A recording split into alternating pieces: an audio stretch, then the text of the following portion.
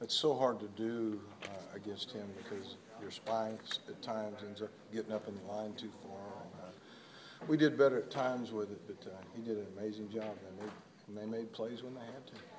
You guys had them in third and deep, but they're just outside of the goal line. Can you talk about that first play, and then I guess what happened the rest of the drive? You mean the one right after the safety?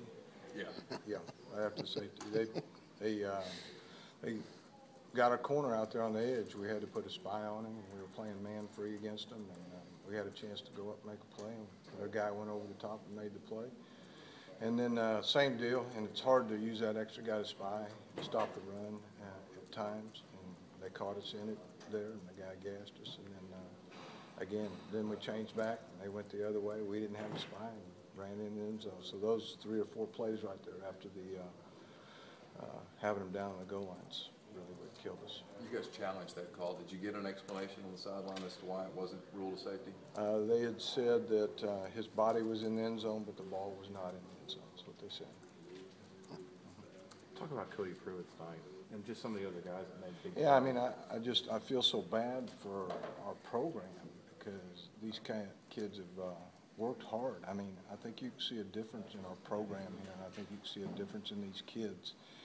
And it's so disappointing. They played, so hard for the last 5 or 6 minutes for them, and you got to give them credit. They made some big plays against us and ended up winning the football game. But it's very difficult to swallow, and we just got to make sure and have an ability to overcome it. I mean, it's just like life. It's adversity, and you got to go to the next day. We got to come back to work and find a way to beat Auburn.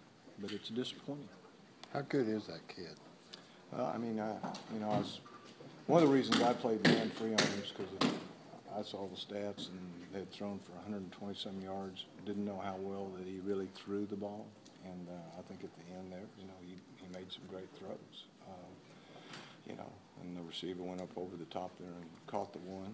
And on the last play of the game, where they made the touchdown, I put the guy in probably a matchup that he shouldn't have been in against the number 3, but I felt like, if we bring them all against him, it worked earlier, and thought it'd be successful, but it's the way it is.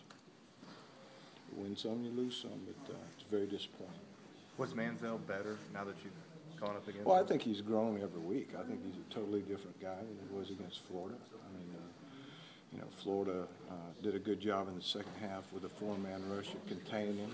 And, at this point for us, we had to at times, put somebody on him. And you saw the way that he scrambled through there. But he's like an extremely good running back in the backfield with our 11th guy in there. So you're out there trying to cover the guys man-to-man, and you run out of people. I mean, to be honest with you.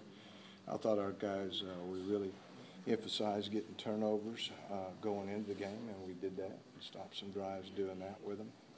But in the end, we weren't able to do it. Figure you get 6 turnovers, you win the game, don't you?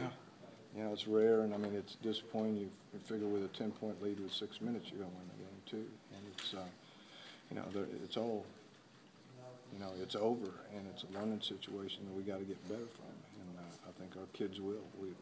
They've done a lot that we've asked them to do, and they'll continue to do that. I believe in them and love them, and I know they're going to work hard.